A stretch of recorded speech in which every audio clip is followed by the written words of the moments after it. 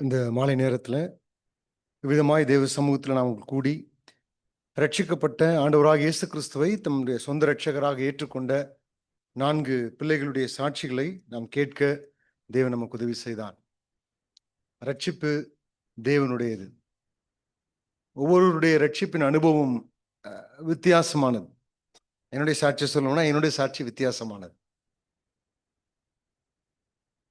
உண்மையாகவே தேவனுடைய தெரிந்து கொள்ளுதல், தேவனுடைய ரட்சிப்பு என்பது ஆச்சரியமான ஒரு விஷயம். அதுவும் நான் யோசிச்சு பார்க்கறது, தேவனை அறியாத குடும்பத்தில் பிறந்து வளர்ந்து ரட்சிக்கப்படுகிற பிள்ளைகளை விட கிறிஸ்தவ குடும்பத்தில் பிறந்து வளர்கிற பிள்ளைகளுடைய ரட்சிப்பு என்பது என்ன சொல்றது, ரொம்ப மிக முக்கியம். ஏன்னா அவங்க தாங்கள் ரட்சிக்கப்பட்டோம் என்ற அந்த உணர்வோடு கூடவே வாழ்வார்கள். கிறிஸ்தவ குடும்பத்தில் பிறந்த பிள்ளைகள், நம்ம கேட்ட 4 பிள்ளைகளும் கிறிஸ்தவ குடும்பத்தில் பிறந்தவங்க தான். சிறு வயதிலிருந்து சண்டே ஸ்கூலில் வசனங்களை படிப்பாங்க, பாடல்களை பாடுவாங்க, இயேசு கிறிஸ்துவ பற்றி தெரியும், சுவிசேஷனா என்னன்னு தெரியும், காஸ்பல் பேச சொன்னாலும் அவங்க பிரசங்கம் கூட பண்ணுவாங்க. ஆனால் அவர்களுடைய வாழ்க்கையில் அந்த உணர்வு, ஆண்டவராக இயேசு கிறிஸ்து ரட்சகர், நான் பாவி என்ற அந்த உணர்வை ஏற்படுத்துகிறவர் பரிசுத்த ஆவியானவர் மாத்திரமே. நம்ம என்னதான் பிரயாசம் எடுத்தாலும், என்னதான் வசனங்களை அவர்களுக்கு சண்டே ஸ்கூல்ல சொல்லி கொடுத்தாலும், எவ்வளவுதான் பிரசங்கத்தை கேட்டாலும், ரட்சிப்பு என்பது கர்த்தருடைய கருத்தில் தான் இருக்குது. தேவன் எந்த நேரத்தில், எந்த தருணத்தில், எந்த காலகட்டத்தில் ஒரு மனிதனை ரட்சிக்க சித்தம் கொண்டிருக்கிறாரோ அந்த நேரத்தில் பரிசுத்த ஆவியானவர் அவருடைய கண்களை திறக்கும் பொழுது மாத்திரம்தான் ஒரு மனிதன் ரட்சிக்கப்பட முடியும். கிறிஸ்துவ குடும்பத்தில் பிறந்த அநேகர் 30 வயதில் ரட்சிக்கப்பட்டிருக்காங்க. 45 வயதில் ஆண்டவராக இயேசு கிறிஸ்துவை ஏற்றுக்கொண்டிருக்கிறாங்க. 75 வயதில் ரட்சிக்கப்பட்டு ஞானஸ்தானம் எடுத்தவர்கள் இருக்கிறாங்க இல்லையா? ஆகவே ரட்சிப்பு கர்த்தருடைய கரத்துல இருக்கிறது. நான் இன்றைக்கு அஷூரன்ஸ் ஆஃப் சால்வேஷன், போன ஞானஸ்தான கூட்டம் நடக்கும்போது தர ஒரு 1.5 வருடம் இருக்கும். ஆனால் ஒரு 20-25 நிமிடங்கள் தான் நான் சுருக்கமாக இந்த குறிப்புகளை நான் உங்களுக்கு சொல்லியிருக்கிறேன். இன்றைக்கு நாம் ரட்சிப்பின் நிச்சயத்தை குறித்து நாம் பார்க்க வேண்டும். ரட்சிக்கப்படுகிறது ஒரு விஷயம் என்று சொன்னால், நம்முடைய வாழ்க்கையில ரட்சிப்பின் நிச்சயத்தை பெற்றுக்கொள்கிறது ஒரு விஷயம். ரட்சிக்கப்பட்டிருக்கிறோம், ஆண்டவராக இயேசு கிறிஸ்துவை நாம் ஏற்றுக்கொள்கிறோம், ஓகே. ஆனா ரட்சிக்கப்பட்ட பிறகு நம்முடைய வாழ்க்கையில ஏற்படக்கூடிய வீழ்ச்சிகள் அல்லது நாம் திரும்பவும் செய்யக்கூடிய பாவங்கள், ரட்சிக்கப்படுவதற்கு முன்பு நாம் செய்த சில பாவங்களை மீண்டும் ரட்சிக்கப்பட்ட பிறகு செய்வதற்கான வாய்ப்பு உண்டு இல்லையா? ரட்சிக்கப்படுவதற்கு முன்பு நான் செய்த பாவத்தை ரட்சிக்கப்பட்ட பிறகு இத்தனை வருட காலத்துல நான் செய்யவே இல்லை அப்படின்னு யாரும் சொல்ல முடியுமா? யாரும் ஒன்றும் சொல்ல மாட்டீங்க, சொல்ல முடியாது இல்லையா? அப்படி செய்யும் பொழுது சில சமயத்துல என்னுடைய வாழ்க்கையில அநேக நேரத்துல கேள்வி எழும்பி இருக்கிறது, என்னுடைய ரட்சிப்பு நிச்சயமானதா? நான் உண்மையாகவே ரட்சிக்கப்பட்டவனா? என்னுடைய ரட்சிப்பினுடைய நிச்சயம், அஷூரன்ஸ் ஆஃப் சால்வேஷன் என்ன என்பதை அடிக்கடி நான் கேள்வி எழுப்பியிருக்கிறேன். அடிக்கடி நான் அதை குறித்து யோசித்து பார்த்திருக்கிறேன். மீண்டும் மீண்டும் ஆண்டவருக்கு ஆண்டவரே நான் ஒரு பாவி, என்னுடைய பாவத்தை மன்னிங்க, என்னை ரட்சிங்கன்னு சொல்லி ஞானஸ்தானம் எடுத்த பிறகு கூட அநேக முறை ஆண்டவருக்கு ஒப்புக் கொடுக்கக்கூடிய அநேக தருணங்கள் என்னுடைய வாழ்க்கையில ஏற்பட்டிருக்கிறது. ஆகவே அஷூரன்ஸ் ஆஃப் சால்வேஷன், ரட்சிப்பின் நிச்சயத்தை ஒரு நபர், ஒரு விசுவாசி, ஒரு கிறிஸ்தவன், ஆண்டவராக இயேசு கிறிஸ்துவை ஏற்றுக்கொண்ட ஒரு மனிதன் எப்படி பெற்றுக்கொள்ள முடியும் என்பதை தான் நான் இன்றைக்கு உங்களோடு கூட பகிர்ந்து கொள்ள வேண்டும் என்று விரும்புகிறேன். அது ஞானஸ்தானம் பெறக்கூடிய பிள்ளைகளுக்கு மாத்திரமல்ல, ஞானஸ்தானம் பெற்று அனுபவம் வாய்ந்த எனக்கும் உங்களுக்கும் கூட அது பிரயோஜனமா இருக்கும் என்று நான் நம்புகிறேன். இதற்கு உதவியாக நான் யோவான் எழுதின முதல் நிருபம், ஏற்கனவே அதில் வேத பாடம் நடைபெற்று கொண்டு வருகிறது.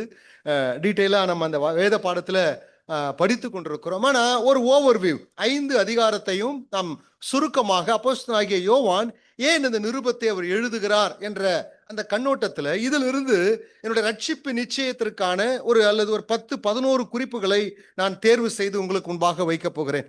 நீங்கள் 1 யோவான் 5ஆம் அதிகாரத்துக்கு நீங்க வந்தீங்கன்னா, இந்த நிருபத்தை எழுதுவதனுடைய நோக்கங்கள் பல இருக்கிறது, பல காரணங்கள் இருக்கிறது. அதுல ஒரு பிரதானமான ஒரு காரணத்தை யோவான் தெரிவிக்கிறார். என்ன சொல்றார் பாருங்களேன்.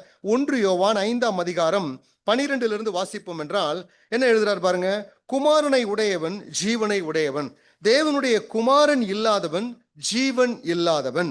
அடுத்தது 13வது வசனத்துல, உங்களுக்கு நித்திய ஜீவன் உண்டென்று நீங்கள் அறியவும். நல்லா கவனிங்க, குமாரனை உடையவன் ஜீவனை உடையவன், குமாரன் இல்லாதவன் ஜீவன் இல்லாதவன், இல்லையா? அடுத்தது என்ன சொல்றாரு?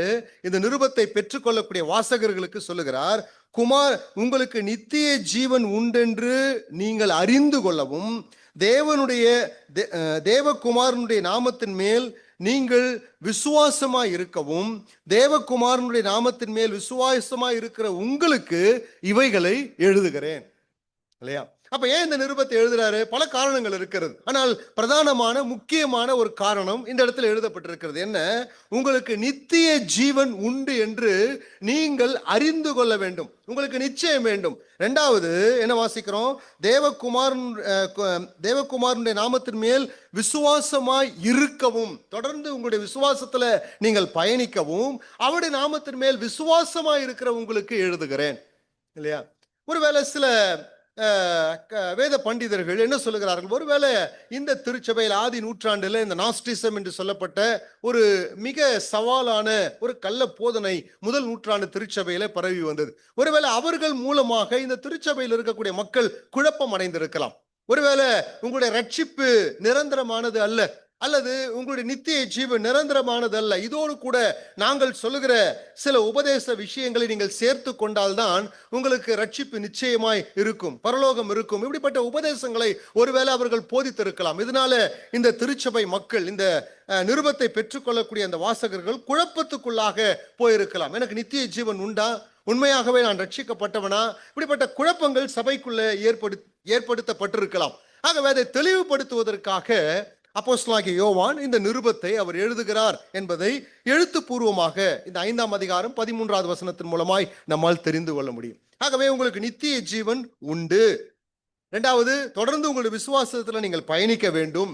ஆண்டவராக கர்த்தராகிய இயேசு தேவகுமாரனுடைய நாமத்தின் மேல் விசுவாசமாய் இருக்கிற, இல்லையா, விசுவாசிகளுக்கு நான் இதை எழுதுகிறேன். ஆகவே இந்த நிருபம் நம்முடைய ரட்சிப்பை கேள்விக்குறியாக்குவதற்காக எழுதப்பட்டதல்ல, இல்லையா? சில பேர் இந்த நிருபத்தை எடுத்துக்கொண்டு என்ன செய்யறாங்க? உதாரணமாக, தேவனால் பிறந்த எவனும் பாவம் செய்யான், அப்படி பாவம் செஞ்சான்னு சொன்னால் தேவனால் பிறந்தவன் அல்ல, அப்படி பாவம் செய்யும் பொழுது உன்னுடைய ரட்சிப்பை நீ இழந்து போயிடுவ, இல்லையா, என்று போதிக்கக்கூடிய மக்கள் நிறைய பேர் இருக்கிறார்கள், இல்லையா? அநேக மக்கள் இப்படிப்பட்ட உபதேசத்தை கொண்டு வருகிறார்கள். பாவம் செய்தால் உன்னுடைய ரட்சிப்பை நீ இழந்து போய் விடுவாய். ஆகவே ரட்சிப்பு என்பது நாம் பிடித்து கொண்டிருக்கிற ஒன்று. எப்பொழுது நாம் பாவம் செய்கிறோமோ அதை நாம் இழந்து விடுவோம். அதற்கு யோவான் நிருபத்தை காரணமாய் காட்டக்கூடிய, ரட்சிப்பை இழந்து விடுவோம் என்று போதிக்கக்கூடிய போதகர்கள் எடுத்தாளக்கூடிய ஒரு நிருபமாய் யோவான் நிருபம் இருக்கிறது. ஆகவே இந்த நிருபம் ரட்சிப்பை பற்றி கேள்வி எழுப்புவதற்காக, டவுட்டை எழுப்புவதற்காக, அல்லது அவர்களுக்குள்ள சந்தேகத்தை கொண்டு வருவதற்காக இந்த நிருபம் எழுதப்படவில்லை. எதற்காக எழுதப்பட்டது? நான் ரட்சிக்கப்பட்டவன் என்ற நிச்சயம் எனக்கு எப்படி கிடைக்கும்? நீங்கள் உண்மையாகவே ரட்சிக்கப்பட்டவர்கள். எதனால் நீங்கள் ரட்சிக்கப்பட்டவர்கள் என்பதை தான் யோவான் இந்த நிருபத்துல தொகுத்து எழுதுகிறார். அநேக காரியங்கள் இருக்கிறது, ஆனால் இந்த கோணத்துல இந்த நிருபத்திலிருந்து சில குறிப்புகளை நாம் பார்க்க போகிறோம். என்ன?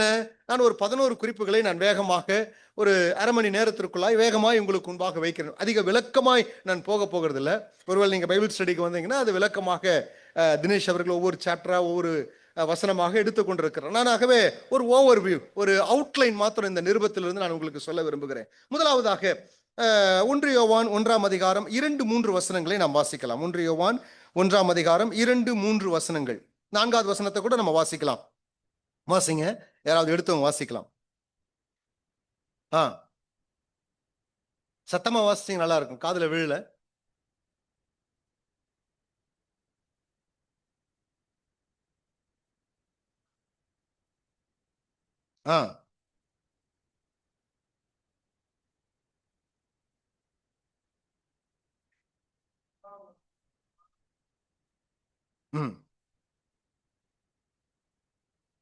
பாருங்க, இந்த நிருபத்தை அவர் துவங்கும் போது எப்படி துவங்குகிறார்? ஐக்கியத்தோடு கூட துவங்குகிறார், ஃபெல்லோஷிப், இல்லையா?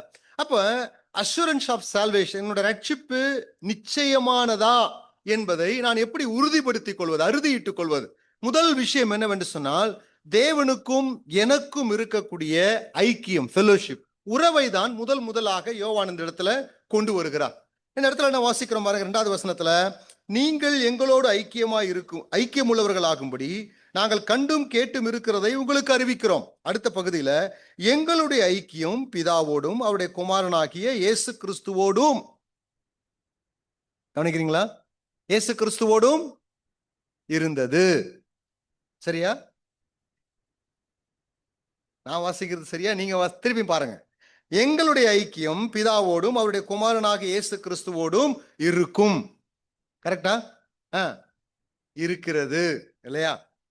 பாஸ்ட் டென்ஸ்ல அவர் எழுதல, ஃபியூச்சர் டென்ஸ்ல அவர் எழுதல. என்ன சொல்றாரு? பிரசன்ட் கண்டினியூஸ் டென்ஸ், நிகழ்காலத்தினுடைய தொடர்ச்சியிலே எழுதுகிறார்.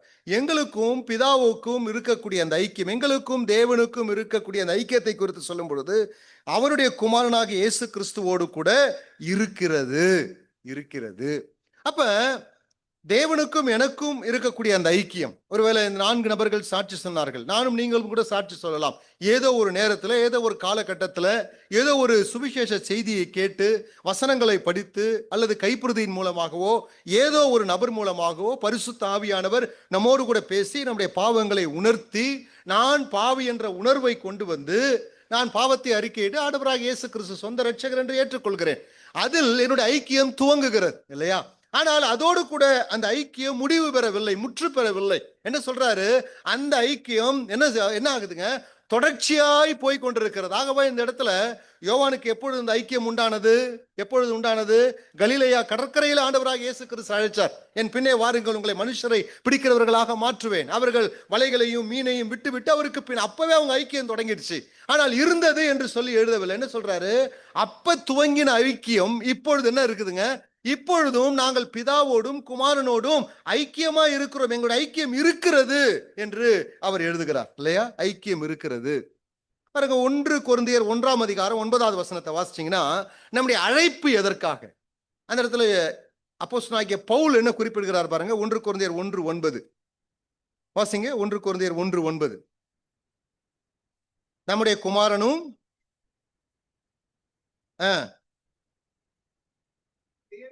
பாருங்க, எதற்கு ஆண்டவர் நம்மளை அழைத்திருக்கிறாருன்னு சொன்னா, எதற்கு அழைத்திருக்கிறாருங்க?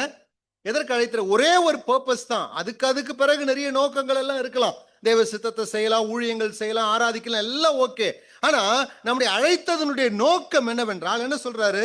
நம்முடைய குமாரனும் நம்முடைய இரட்சகருமாய் இருக்கிற இயேசு கிறிஸ்துவோடு கூட ஐக்கியமாய் இருப்பதற்கு இல்லையா? ஐக்கியமாய் இருப்பதற்கு, பார்ட்டேக்கர் இல்லையா? ஃபெல்லோஷிப், அவரோடு கூட பங்குதாரராய் இருப்பதற்கு என்ன செஞ்சிருக்கிறாரு?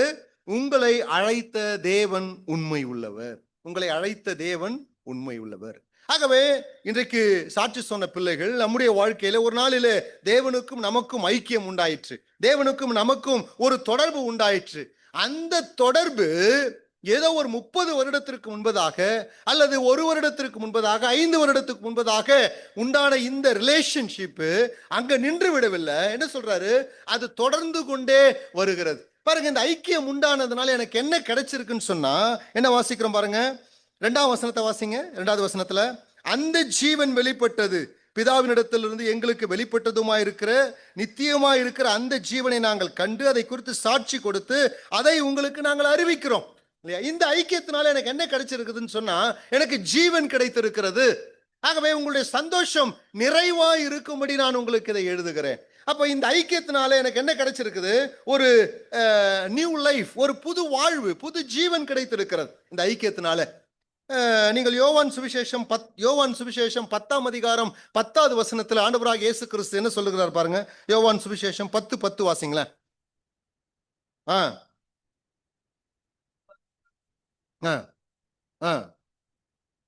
நல்லா வாசிங்க. நானும் அவைகளுக்கு ஜீவன் உண்டாயிருக்கவும் அது பரிபூர்ணப்படவும் வந்தேன் இல்லையா? ஜீவன் உண்டாயிருக்கவும் அந்த ஜீவன் பரிபூர்ணப்படவும் வந்தேன். 2 விஷயத்தை சொல்றாரு. ஒண்ணு, இந்த மேய்ப்பனோடு கூட ஐக்கியம் உண்டாச்சுன்னு சொன்னா என்ன கிடைக்கும் நமக்கு? there is a new life கிடைக்குது இல்லைங்களா? புது வாழ்வு கிடைக்கிறது, born again, மறுபிறப்பு கிடைக்கிறது, நித்திய ஜீவனுக்குரிய வாக்குத்தத்தம் எனக்கு ஜீவன் கிடைக்கிறது. அதோடு கூட நின்றுல என்ன சொல்றாரு? அந்த ஜீவன் பரிபூர்ணப்பட வந்தேன். abundant life இல்லைங்களா? பரிபூர்ணமான ஜீவன் அப்படின்னு என்னங்க? பரிபூர்ணமான ஜீவன்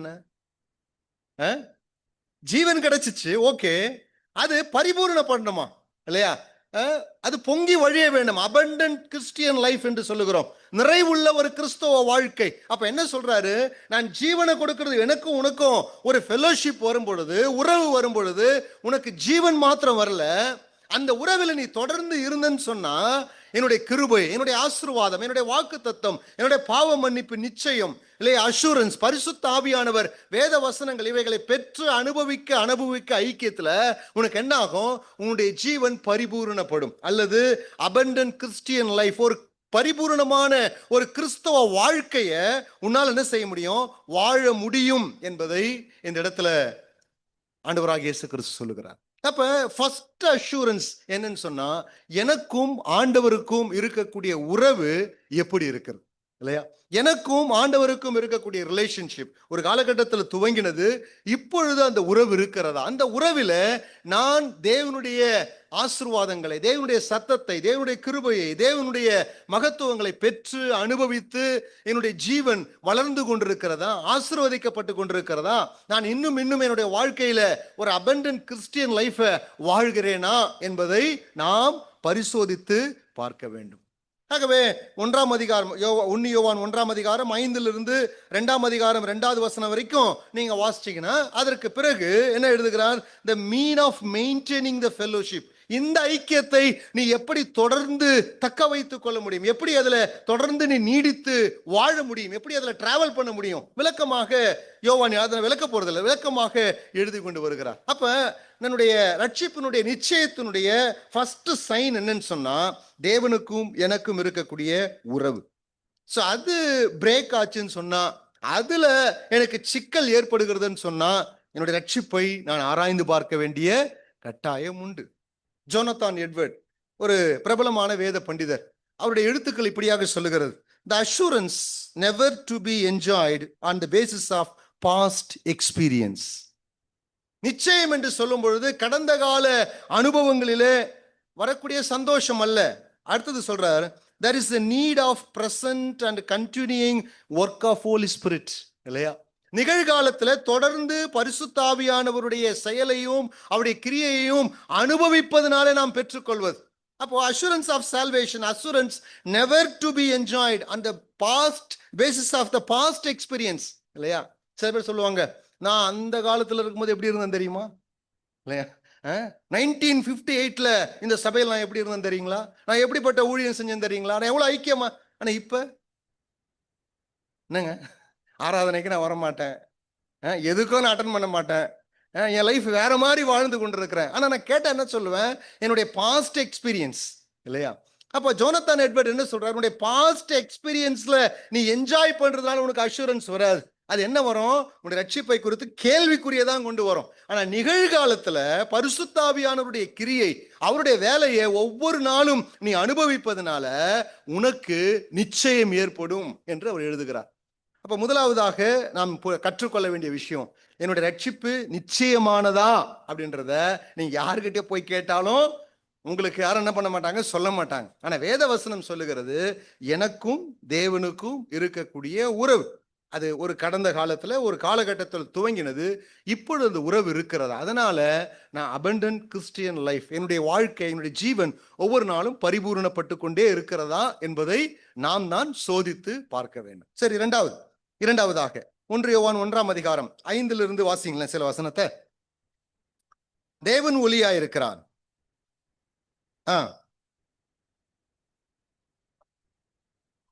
ம்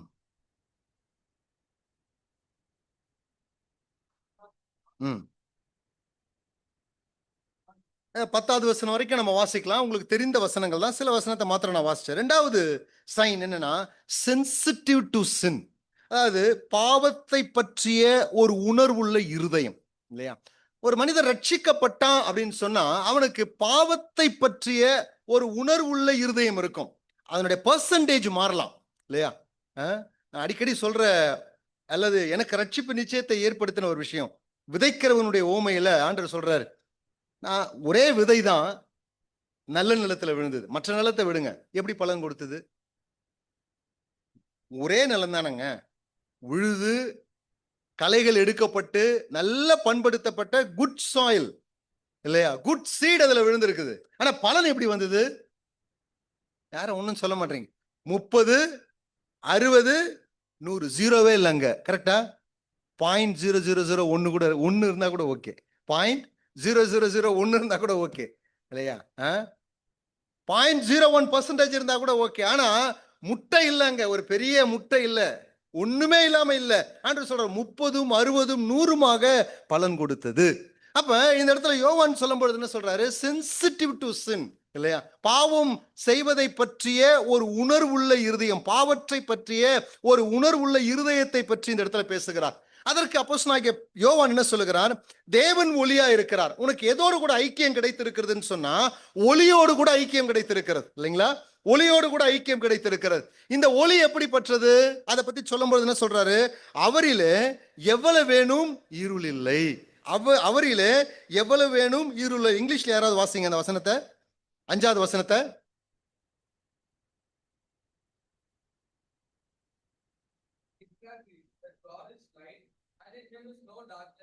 நோ டார்க்னஸ் அட் ஆல் இல்லையா? ஆனா தமிழ்ல எழுதும் போது எப்படி எழுதப்பட்டிருக்கு? அவரிலே எவ்வளவேனும் இருள் இல்லை.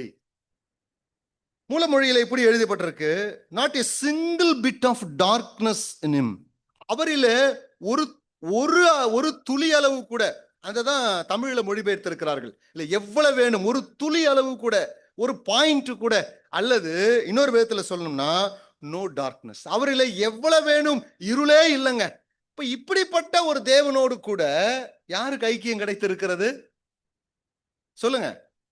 எனக்கு உங்களுக்கு கிடைச்சிருக்குது, ஐக்கியம் கிடைத்திருக்கிறது. அப்போ யோவான் என்ன சொல்ல வராரு? இப்படிப்பட்ட ஒரு ஐக்கியம் கிடைத்திருக்கிறது என்று சொன்னால் அடுத்தது என்ன வாசிக்கிறோம்? நாம் அவரோடு கூட ஐக்கியப்பட்டவர்கள் என்று சொல்லியும் இருளிலே நடக்கிறவர்களாயிருந்தால் பொய் சொல்லுகிறவர்களா இருப்போம். அப்போ என்னுடைய ஐக்கியம் யார் கூட இருக்கிறது? ஒளியோடு கூட இருக்குது இல்லையா? அப்ப நான் எங்க நடக்கிறேன்? ஒளியில நடந்தாதான் நான் சரி. ஆனா என்னுடைய வாழ்க்கை இருளிலே இருக்கிறதுன்னு சொன்னா நீ என்ன சொல்ற? நீ பொய் சொல்ற அப்படின்னு சொல்ற இல்லையா? அப்ப கேள்வி கேட்கலாம், அப்ப என்னங்க பிரதர், ரட்சிக்கப்பட்ட பிறகு என் வாழ்க்கை இருட்டுல போகவே போவாதா? பாவம் செய்யாமே நம்ம இருப்போமா? பாவம் செய்யாதவர்கள் யாராவது இங்க இருக்கிறீங்களா? யாரும் ஒன்றும் சொல்ல மாட்டீங்க. இல்ல இல்லையா? எவ்வளோ நம்ம வாழ்க்கையில டவுன்ஃபால், எவ்வளோ வீழ்ச்சிகள், கீழே விழுந்திருக்கிறோம், எழுந்திருக்கிறோம், திருப்பி ஓடுகிறோம். அப்ப என்ன சொல்றாரு? தங்கள் வாழ்வில் உள்ள பாவங்களை பற்றிய அறியாமல் இருப்பது அவிசுவாசிகளுடைய குணம். நான் சொல்றது விஷயம் புரியுதுங்களா?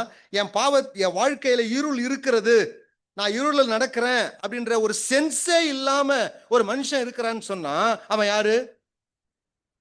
அவன் அன்பிலிவர். அதான் ஒரு பாப்பா சிஸ்டர் சொல்லும் போது என்ன சொன்னாங்க? எது பாவனே எனக்கு தெரியல இல்லையா? இதெல்லாம் பாவமா எனக்கு தெரியவே இல்லை. நான் அப்படியே பாவம், அதுலயே அது பாவனே தெரியாம நான் வாழ்ந்துட்டு இருந்தேன். அப்போ நான் இருள நடக்கிறேன், என் வாழ்க்கையில பாவம் இருக்கு, இதுதான் பாவம் என்ற உணர்வே இல்லாமல் நான் வாழ்கிறேன் என்று சொன்னால் நான் யார்?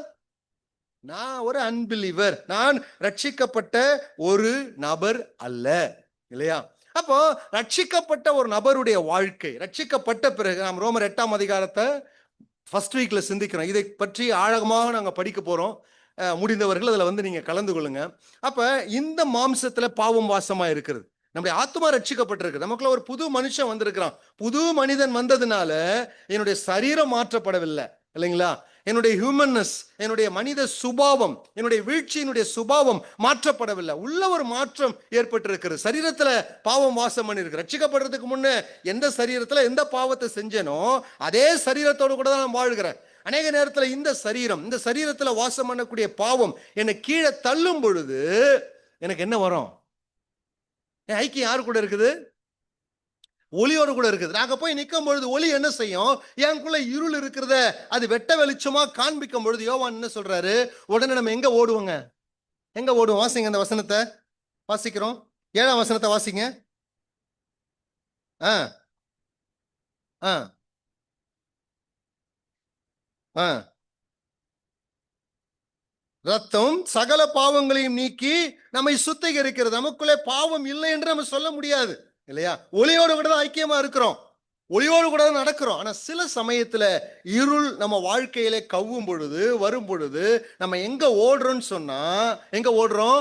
இயேசு கிறிஸ்துவிடத்துல போகிறோம். என்ன சொல்லப்பட்டிருக்குது? குமாரனாகிய இயேசு கிறிஸ்துவினுடைய ரத்தம் சகல பாவங்களை நீக்கி நம்மை சுத்திகரிக்கிறது.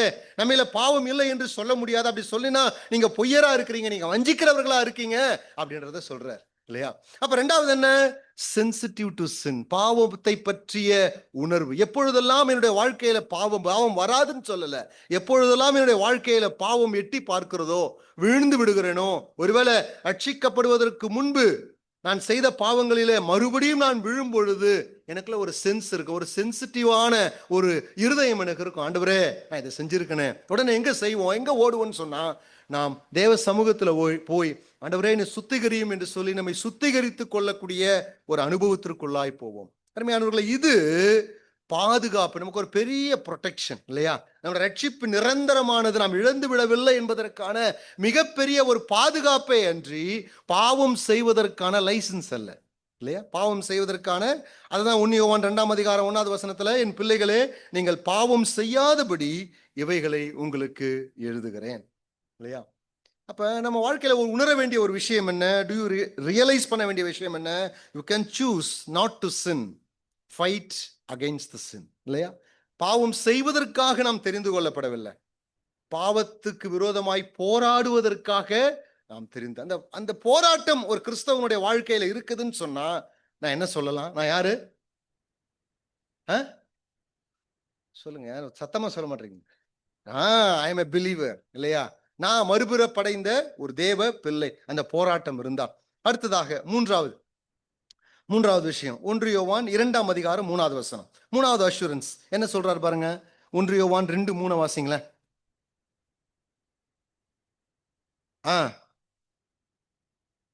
எதனால் அறிவோம்? அவருடைய கற்பனைகளை நாம் கை கொள்ளுகிறதுனாலே. அவருடைய கற்பனைகளை நாம் கை கொள்ளுகிறதுனாலே. யோவான் 15:10 சீஷர்களுக்கு ஆண்டவராகிய இயேசு கிறிஸ்து இதுதான் சொல்றார். என்ன சொல்றாரு? நான் என் பிதாவின் கற்பனைகளை கை கொண்டு அவைகளில் நிலைத்திருக்கிறது போல நீங்களும் என் கற்பனைகளை கை கொண்டிருந்தால் என்னுடைய அன்பிலே நிலைத்திருப்பீர்கள், எல்லாரும் நீங்கள் என்னுடைய சீஷர்கள் என்று அறிந்து கொள்வார்கள் இல்லைங்களா? அப்போ இந்த இடத்துல 1 யோவான் 2:3 ஒரு மூணாவது அஷூரன்ஸ், இந்த இடத்துல மூணாவது நிச்சயத்தை எழுதுற. நீங்க ரட்சிக்கப்பட்டவங்க தான்பா, நீங்க ஆண்டவரால் தெரிந்து கொள்ளப்பட்டவங்களா, உங்களுக்கு நித்திய ஜீவன் இருக்கிறது. எப்படி நீங்க அதை கண்டுபிடிக்கலாம்? மூணாவது, ஒபேயிங் காட்ஸ் வேர்ட் இல்லையா? தேவனுடைய வார்த்தைக்கு, தேவனுடைய வசனத்திற்கு நீங்கள் கீழ்ப்படுகிறீர்கள். இந்த இடத்துல கை கொள்ளுகிறவர்கள் அப்படின்ற அந்த வார்த்தையினுடைய அர்த்தம் இப்படி சொல்லுகிறார்கள்: த வாட்ச்ஃபுல், கேர்ஃபுல், தாட்ஃபுல் ஒபீடியன்ஸ். ஏதோ கீழ்ப்படிந்து ஆக வேண்டுமே என்ற ஒரு கட்டாயம் அல்ல இல்லையா? ஞாயிற்றுக்கிழமை காலையில ஆண்டவரை நம்ம ஆராதிக்கணும், கரெக்டா? சபை கூடி வரணும். இது என்ன சொல்றது, ஒரு தாட்ஃபுல், கேர்ஃபுல் அல்லது ஒரு மீனிங்ஃபுல்லான ஒரு ஒபீடியன்ஸ். ஏதோ நம்ம சடங்காச்சாரமே செய்யுமே அப்படின்ற பழக்கத்தினால் அல்ல. என்ன சொல்றாரு? கீழ்ப்படிதல் என்று சொல்லும் பொழுது ஆர்வம் உள்ள, விருப்பம் உள்ள, ஒரு எண்ணத்தோடு கூட வரக்கூடிய ஒரு கீழ்ப்படிதலை குறித்து இந்த இடத்துல பேசுகிறார். சரிங்க, அப்ப தேவனுடைய வார்த்தைக்கு நான் கீழ்ப்படியலன்னு சொன்னா அப்படி ஒரு கேள்வி வருது இல்லைங்களா? பாசிட்டிவ், நெகட்டிவ் ரெண்டுத்தையும் நம்ம பார்க்கணும். அப்ப தேவ வார்த்தைக்கு கீழ்ப்படி, எல்லா நேரத்திலும் நம்ம கீழ்ப்படிஞ்சு இருக்கிறோமா? எத்தனையோ செய்தியை கேட்கிறோம், கீழ்ப்படுகிறோம் எல்லாத்துக்கும்? கீழ்ப்படிதல். அநேக நேரத்தில் கீழ்ப்படுகிறோம், அநேக நேரத்தில் நம்ம என்ன செய்யறோம்? கீழ்ப்படியாமல் இருக்கிறோம். அப்ப யோவான் இந்த இடத்துல என்ன சொல்ல வர்றார்? அப்ப நீ கீழ்ப்படியலன்னு சொன்னா, கர்த்தருடைய வார்த்தைக்கு கீழ்ப்படியலன்னு சொன்னா நீ அவரை அறிந்திருக்கவில்லையா? அதான் அப்படித்தானே வாசிக்கிறோம். அவருடைய கற்பனைகளை நாம் கை கொள்ளுவதனாலதான் அவரை அறிந்திருக்கிறோம் என்பதை அதனால அறிந்திருக்கிறோம். இப்ப கற்பனைகளை கை கொள்ளன்னு சொன்னா அவருக்கு எனக்கும் சம்மந்தம் இல்லை, நான் அவரை அறியல அப்படின்ற அர்த்தத்துல தான் இந்த 3வது வசனம் எழுதப்பட்டிருக்கிறது. அதனுடைய அர்த்தம் என்ன? அதாவது habitual desire to obey God's word, கர்த்தருடைய வார்த்தைக்கு கீழ்ப்படியக்கூடிய ஒரு பழக்கத்தை பற்றி இந்த இடத்துல பேசுகிறார். 1 யோவான் 2:4 அவரை அறிந்திருக்கிறோம் என்று சொல்லியும் அவருடைய கற்பனைகளை கை கொள்ளாதவன் பொய்யனா இருக்கிறான் இல்லையா? அப்போ இந்த இடத்துல என்ன சொல்ல வர்றாருன்னா, கீழ்ப்படியக்கூடிய ஒரு பழக்க வழக்கம் இல்லையா? கீழ்ப்படியக்கூடிய ஒரு ஹேபிட், ஒரு ஹேபிச்சுவல் ஹேபிட். சில நேரத்தில் நம்முடைய வாழ்க்கையில கீழ்ப்படுகிறது இல்லை, சில நேரத்தில் கட்டளைகளை நாம் மீறுகிறோம், ஆனால் அது என்னுடைய லைஃப் ஸ்டைல் அல்ல. நான் சொல்ற விஷயம் புரியுதுங்களா? அது என்னுடைய லைஃப் ஸ்டைல் கிடையாது. சில சமயத்துல நான் தவறுகிறேன். ஆனால் என்னுடைய டிசைர் என்ன, என்னுடைய வாழ்க்கை, என்னுடைய பழக்க வழக்கம் என்ன, கர்த்தருடைய வார்த்தை பேசுகிறது. சில நேரத்துல கீழ்ப்படியவில்லை. ஆனால் அதே வார்த்தை இருபுறமும் கருக்குள்ள பட்டயம் ஒரு நேரத்துல என்னை உடைக்கும் பொழுது நான் அதற்கு என்னை ஒப்பு கொடுத்து கீழ்ப்படுகிறேன். சோ இந்த ஹேபிட், இந்த பழக்க வழக்கம் ஒரு விசுவாசியினுடைய வாழ்க்கையில இல்லவே இல்லைன்னு சொன்னா என்ன அர்த்தம்? அவனுடைய ரட்சிப்பே என்ன ஆச்சுங்க? ஒரு கேள்விக்குறி. இந்த இடத்துல யோவான் சொல்லக்கூடிய இந்த கீழ்ப்படிதல் நாட் எ லீகல் ஒபீடியன்ஸ். அதாவது கீழ்ப்படியலன்னு சொன்னா எனக்கு தண்டனை வந்துடும் இல்லையா? ஆண்டவருடைய சிக்ஷையை பத்தி நம்ம பிரசங்கத்தை கேட்போம். என்ன கேட்போம்? ஒருவேளை நீங்க கீழ்ப்படியலாம், ஆண்டவர் என்ன பண்ணுவார்? உங்களை அடிச்சு உங்களை திருத்துவார். அதனால நான் கீழ்ப்படியறேன்னா it's not a legal obedience இல்லையா? என்ன obedience? It's a gracious obedience. கிருபை உள்ள கீழ்ப்படிதல். அப்படின்னா என்ன அர்த்தம்? கிருபை உள்ள கீழ்ப்படிதல்னா ஆண்டவர் நம்முடைய பாவத்துக்கு வர வேண்டிய தண்டனையினுடைய பெனால்ட்டியை முற்றிலுமாய் செலுத்தி தீர்த்து இருக்கிறார் இல்லையா? என்னுடைய பாவத்துக்கு வர வேண்டிய எல்லா பரிகாரத்தையும் இயேசு கிறிஸ்து ஏற்கனவே செலுத்தி தீர்த்தாயிற்று. நான் செய்கிற செய்ய போகிற எல்லா பாவத்திற்கு வர வேண்டிய கோபாக்கினையை, தண்டனையை, the penalty of the sin ஏற்கனவே ஆல்ரெடி பெய்டு இல்லையா? ஆகவே செலுத்தி தீர்த்தாயிற்று. அந்த நன்றி கடனை நான் நினைத்து என்னுடைய வாழ்க்கையில கீழ்ப்படிய வேண்டும். It's a gracious obedience. நீங்க ரோமர் 12ஆம் அதிகாரத்தில் வாசிக்கும் பொழுது உங்கள் சரீரங்களை தேவனுக்கு பிரியமுள்ள என்ன வாசிக்கிறோம்? லிவிங் சாக்ரிஃபைஸா ஒப்பு கொடுங்கன்னு சொல்லும் பொழுது எதை முன்னிட்டு நான் இதை சொல்லுகிறேன்? அதை வாசிக்கிறோம். தேவனுடைய இரக்கங்களை முன்னிட்டு, mercies of God, தேவனுடைய இரக்கங்களை முன்னிட்டு நான் உனக்கு இதை சொல்லுகிறேன். உன்னுடைய சரீரத்தை ஜீவ பலியா நீ ஒப்பு கொடுக்கணும். எதற்கு ஒப்பு கொடுக்கணும்? தேவனுடைய இரக்கத்தை பார் இல்லையா? ரோமர் 1ஆம் அதிகாரத்தில் நீங்க வாசிச்சீங்கன்னா கடவுளுடைய இரக்கத்தை பற்றி பல விஷயங்கள் எழுதப்பட்டிருக்கிறது. தேவன் எவ்வளவு இரக்கமாய் உனக்காக மரித்திருக்கிறார், உன் பாவத்தை மன்னித்திருக்கிறார், பரிசுத்த ஆவியானவரை கொடுத்திருக்கிறார், உனக்கு சுவிகார புத்திரத்தை கொடுத்திருக்கிறார், உன்னை சொந்த ஜனமாய் தெரிந்து எவ்வளோ விஷயத்தை எழுத. இந்த இரக்கத்தெல்லாம் நீ பார்க்கும் பொழுது உனக்கு கீழ்ப்படியக்கூடிய பழக்கம் ஏற்படும் இல்லையா? அப்போ கீழ்ப்படியக்கூடிய பழக்கத்தை நம்ம என்ன செய்யணும்? கொஞ்சம் கொஞ்சமாக பிராக்டிஸ் பண்ணணும். எனக்கு அந்த பிராக்டிஸே இல்லைங்க இல்லையா?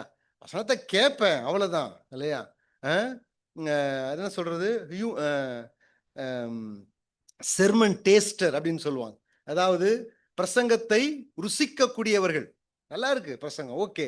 ஆனா என் வாழ்க்கையில் அதை பற்றி எந்த விதமான உணர்வோ ஒரு கீழ்ப்படிதலோ எனக்கு இல்லை என்று சொன்னால், எனக்கு அந்த ஹேபிட்டே இல்லை, எனக்கு அந்த பழக்க வழக்கமே இல்லை அப்படின்னு சொன்னா என்னுடைய ரட்சிப்பை குறித்து நான் யோசித்து பார்க்க வேண்டிய அவசியம் உண்டு. ஆகவே கீழ்ப்படியக்கூடிய அந்த பழக்கத்தை நம்முடைய வாழ்க்கையில் என்ன செய்யணும்? கொஞ்சம் கொஞ்சமா பிராக்டிஸ் பண்ணணும் இல்லையா? நம்முடைய சரீரம் அதற்கு விடாது, நம்முடைய பாவ சுபாவம் அதற்கு விடாது, வீழ்ச்சிகள் வரதான் செய்யும். ஆனால் அதன் மத்தியிலும் தேவ வார்த்தைக்கு கீழ்ப்படிய வேண்டும் என்ற அந்த கிரேஷியஸ் ஒபீடியன்ஸ், கிருபை உள்ள அந்த கீழ்ப்படிதலை நாம் அபியாசப்படுத்தி கொண்டே இருக்கும் பொழுது அதனுடைய வாழ்க்கையினுடைய ஹேபிட்டா அது மாறிவிடும் இல்லையா? சரி, அடுத்தது 4ஆவதாக 1 யோவான் 2:15 வாசிங்க. 1 யோவான் 2:15. 1 John 2:15 வாசிங்கிறது.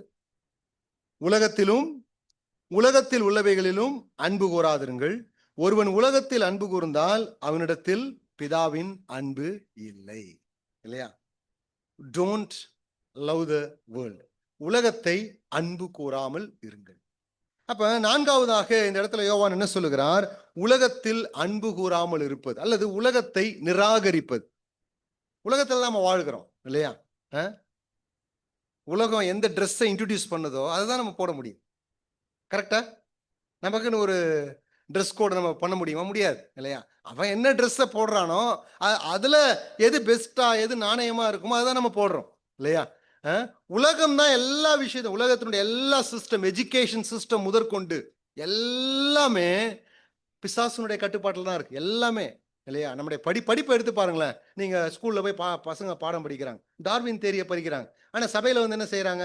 ஆண்டவர் சிருஷ்டித்தார்னு சொல்றாங்க. கான்ட்ரோவர்சி இருக்கா இல்லையா? எஜுகேஷன் சிஸ்டம் முதற்கொண்டு நம்முடைய எல்லா விஷயங்கள், எல்லா சிஸ்டமும் பிசாசினாலதான் கட்டமைக்கப்பட்டிருக்கு. அந்த கட்டமைப்புக்குள்ளாக தான் நாம் ஓடுகிறோம், நாம் வாழ்ந்து கொண்டிருக்கிறோம். ஆனா இந்த இடத்துல யோவான் என்ன சொல்லுகிறாரு?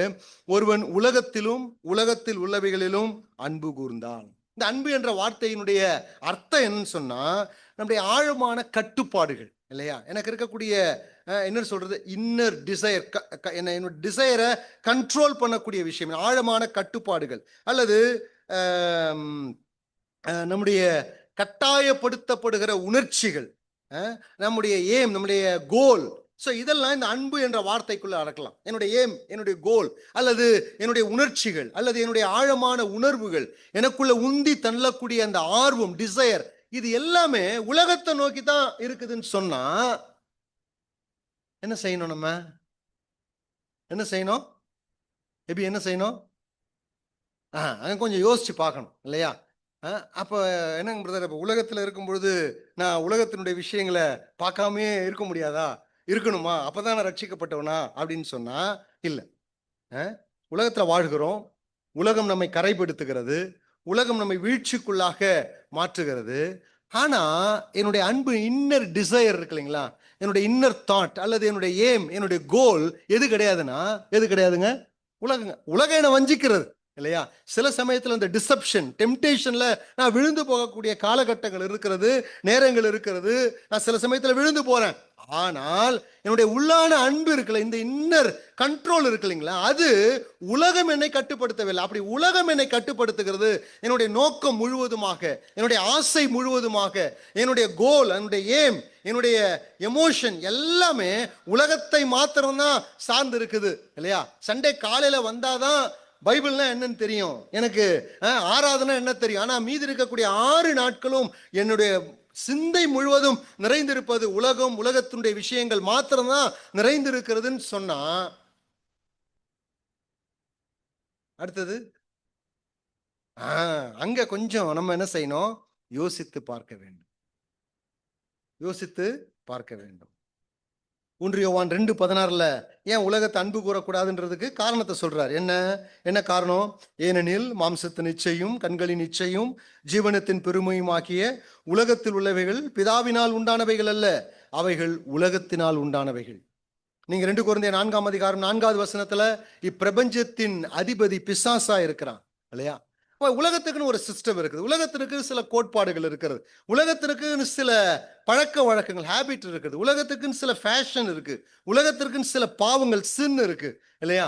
உலகத்திற்கென்றே எல்லாம் அவனுடைய சிஸ்டத்திற்குள்ளாக தான் நாம் இருக்கிறோம். அதுல இருந்து தான் கலாத்தியர் 1:4 வாசிங்க. கலேஷியன்ஸ் 1:4 என்ன நமக்கு விடுதலை கிடைத்திருக்குது பாருங்க. கலேஷியன்ஸ் 1:4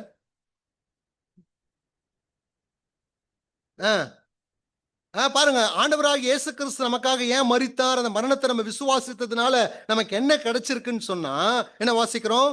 இப்பொழுது இருக்கிற பொல்லாத பிரபஞ்சத்திலிருந்து இல்லையா?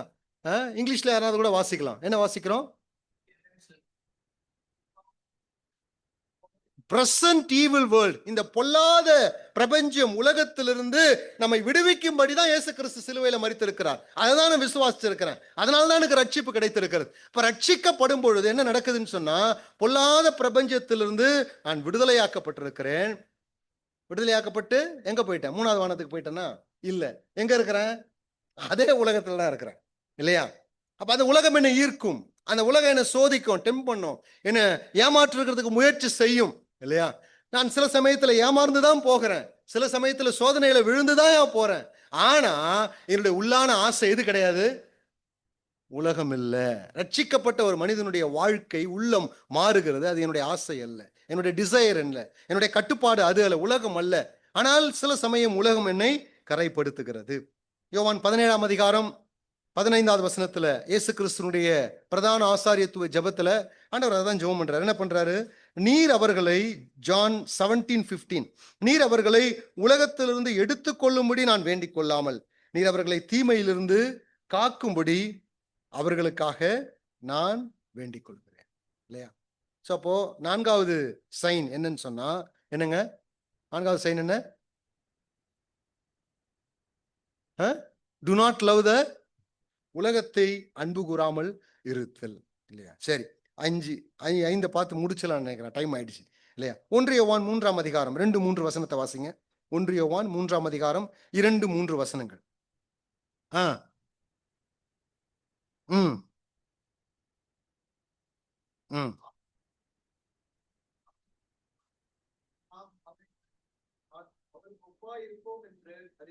ம். ம். அப்போ ஐந்தாவதாக ஒரு சைன் என்னன்னு சொன்னா, கிறிஸ்துவினுடைய வருகையை பற்றிய ஒரு எதிர்பார்ப்பு. Eagerly awaited Christ return. கிறிஸ்துவனுடைய வருகையை பற்றிய ஒரு ஆவல், ஒரு வாஞ்சை எல்லா கிறிஸ்தவர்களுடைய இருதயத்திலையும் இருக்கும் இல்லையா? ஒருவேளை ஒவ்வொரு நாளும் கிறிஸ்துவனுடைய வருகையை பற்றி எதிர்பார்ப்பு இல்லைன்னா கூட, ரட்சிக்கப்பட்ட ஒரு மனிதனுடைய வாழ்க்கையில என்ன இருக்குன்னு சொன்னா, ஆண்டவராக இயேசு கிறிஸ்துவனுடைய வருகையை பற்றிய ஒரு எண்ணம் அவர்களுடைய இருதயத்துல எப்பவுமே இருக்கும். இந்த 3வது வசனத்தையும் 2வது வசனம் 2, 3 வசனத்தை வாசிச்சீங்கன்னா 3 விஷயத்த யோவான் இந்த இடத்துல சொல்றாரு. நான் குறிப்புக்காக சொல்றேன், விளக்க போகிறதுல. அவர் வெளிப்படுவார். 2வது, நாம் அவரை தரிசிப்போம். 3வது, அவருக்கு ஒப்பாக நாம் மாற்றப்படுவோம். 3 விதமான விஷயங்களை யோவான் இந்த இடத்துல பேசுறாரு இல்லையா? அவர் வெளிப்படுவார், அவரை தரிசிப்போம், அவருக்கு ஒப்பாகவே நாம். 3 ஒரே நேரத்தில் நடக்கக்கூடிய விஷயங்கள். 3 காரியத்தை யோவான் இந்த இடத்துல சொல்றேன். நீங்க வீட்டில் போய் அதை யோசிச்சு பாருங்க இல்லையா? அப்போஸ்தலனாகிய பவுல் பிலிப்பியர் நிருபம் 3ஆம் அதிகாரம் 20, 21 வசனத்தை வாசிக்கும் பொழுது, நம்முடைய குடியிருப்போ பரலோகத்தில் இருக்கிறது, அங்கிருந்து கர்த்தராகிய இயேசு கிறிஸ்துவின் இரட்சகர் வர நாம் எதிர்பார்த்து கொண்டிருக்கிறோம். 1 கொரிந்தியர் 15ஆம் அதிகாரம் 49வது வசனத்துல, மேலும் மன்னானுடைய சாயலை அணிந்திருக்கிறது போல வானவருடைய சாயலும் ஒரு நாளில் அணிந்து கொள்வோம் இயேசு கிறிஸ்துவினுடைய வருகையில. தீத்து 2ஆம் அதிகாரம் 11 13 வசனத்தை வாசிக்கும் பொழுது, அவருடைய மகிமையின் பிரசனத்திற்கு எதிர்பார்த்து கொண்டிருக்கும்படி கர்த்தருடைய வசனங்கள் நமக்கு போதிக்கிறது என்று எழுதுகிறார். அப்போ ஒரு ரட்சிக்கப்பட்ட ஒரு விசுவாசியினுடைய இருதயத்தில் இருக்கக்கூடிய வாஞ்சை என்னவா இருக்கும் தெரியுங்களா? ஆண்டவராக இயேசு கிறிஸ்து எப்பொழுது வருவார். கிறிஸ்துவின் வருகையை பற்றிய ஒரு எதிர்பார்ப்பு நம்முடைய வாழ்க்கையில எப்பவுமே இருக்கும் இல்லையா? இருக்கா? படுக்கும் பொழுது என்ன ஜெபம் பண்றீங்க? என்ன ஜெபம் பண்ற தம்பி? சொல்லுங்க. ஈத்தேல் சொல்லுங்க, ஜெபம் பண்ற?